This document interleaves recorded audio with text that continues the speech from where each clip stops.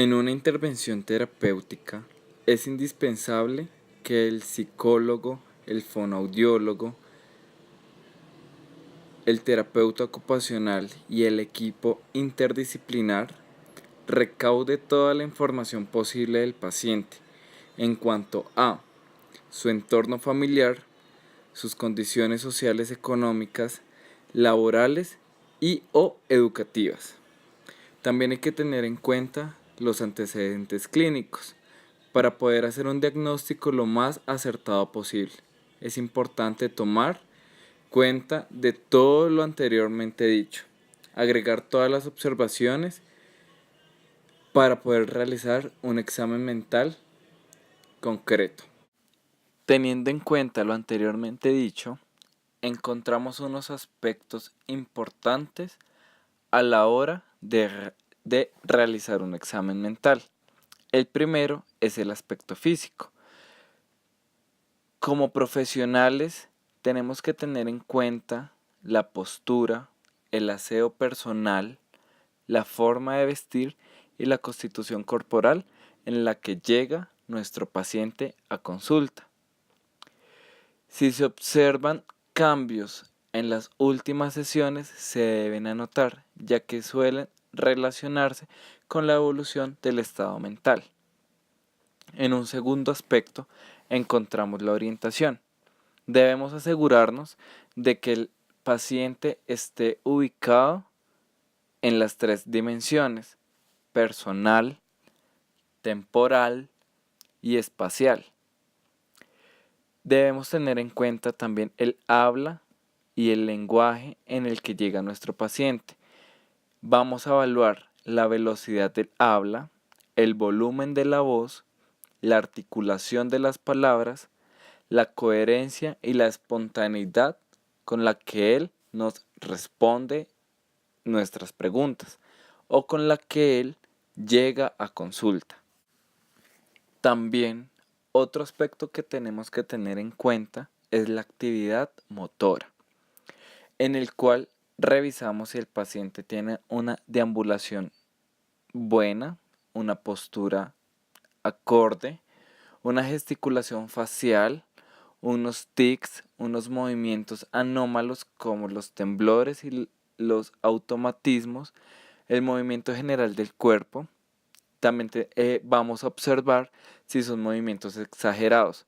Puede ser un signo de una fase maníaca o lentos que podrían ser signo de una fase depresiva. Teniendo en cuenta esto, es muy importante el quinto aspecto, que es el afecto. El estado emocional expresado por el paciente a lo largo de la entrevista puede darnos una sugerencia de cómo está él sintiéndose personalmente, ya sea que esté depresivo, esté muy alegre o esté con una inestabilidad emocional. Como sexto aspecto, encontramos el estado de ánimo. No puede ser observado, más bien es un aspecto inferido que se trabaja desde un ámbito interdisciplinar. Se tiene que hacer una comparación entre lo que se observa y entre lo que dice el paciente. Es decir, tenemos que tener en cuenta si el paciente nos dice las cosas y cómo es su expresión facial. En su expresión del pensamiento, vamos a valorar la forma en la que él habla, la velocidad de su pensamiento, la calidad de flujo ideacional, si lo que él dice es lógico con lo que está pensando, o si lo que piensa es acorde a lo que está diciendo. Como octavo aspecto, encontramos el contenido del pensamiento, lo que contiene si hay presencia de pensamientos delirantes, que puede ser común en un trastorno de un paciente esquizofrénico, o de pensamientos obsesivos, que pueden ser comunes en trastornos obsesivos compulsivos. Independientemente de esto, tenemos que tener en cuenta cómo es la forma de pensar de nuestro paciente, qué contenido tiene nuestro paciente. También tenemos que tener en cuenta la atención, la concentración y la memoria que tiene nuestro paciente. Esto es muy importante para nuestro examen mental. Esto se puede evaluar sin necesidad de preguntar alguna cosa en específico, sino analizando las conductas de respuestas durante la sesión, teniendo en cuenta también el aspecto de atención. En la concentración y memoria le vamos a pasar un estímulo donde le decimos al paciente X o Y cosa que nos sirva como estímulo, y al final de la intervención le preguntaremos qué fue lo que nosotros le dijimos. Esto con el fin de evaluar la concentración y la memoria que tiene nuestro paciente. En el pensamiento abstracto es una de las formas más sencillas de evaluar, ya que se le puede decir al paciente que explique el significado de algún refrán o proverbio.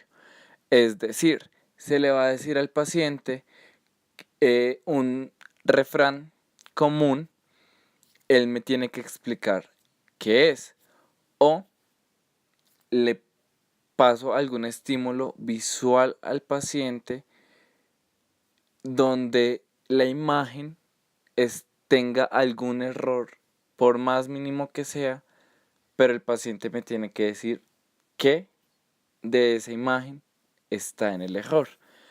Teniendo en cuenta eso, vamos a trabajar el pensamiento abstracto de nuestro paciente. Ya para un último aspecto, vemos la capacidad de juicio.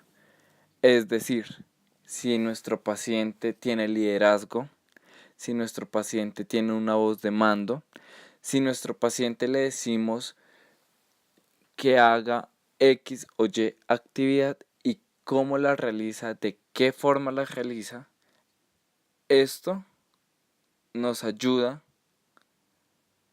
a mejorar mucho los aspectos suprasegmentales del paciente. Para finalizar, el video fue realizado por el estudiante John Jairo Jiménez García de la Facultad de Fonoaudiología para la clase de Psicopatología. Gracias.